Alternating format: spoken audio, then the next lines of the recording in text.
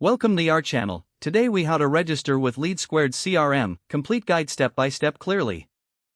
To register with LeadSquared CRM, first, open your web browser. Type in the official LeadSquared website URL and press enter. Once the homepage loads, find the sign up button, usually located in the top right corner. Click on the sign up button to proceed. You will be directed to the registration form. Fill in your details, including your name, email address, and password.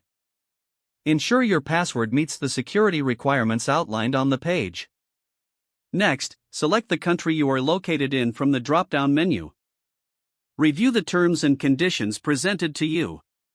If you agree, check the box to accept the terms. Once all fields are filled out correctly, click the Create Account button. You may receive a confirmation email. Open your email client and locate the email from LeadSquared. Click on the confirmation link provided in the email. This will direct you back to the LeadSquared website.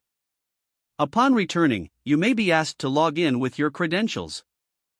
Enter your email and password in the respective fields. Click on the Login button to access your account. After logging in, complete any additional setup steps prompted on the dashboard. These steps may include configuring user preferences, adding contacts, or customizing your settings. Once configured, you are now ready to explore and use LeadSquared CRM effectively. If the page does not load, refresh the browser or try again in a private or incognito window. Make sure you are using the correct email address, then retype it carefully to avoid small typos. If your password is not accepted, use the reset option and create a new strong password you can remember. Check your spam folder for verification or security emails, then complete any requested confirmation steps.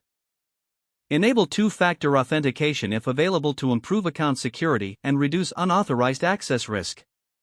After signing in, review your profile details so your contact information and settings are accurate and current.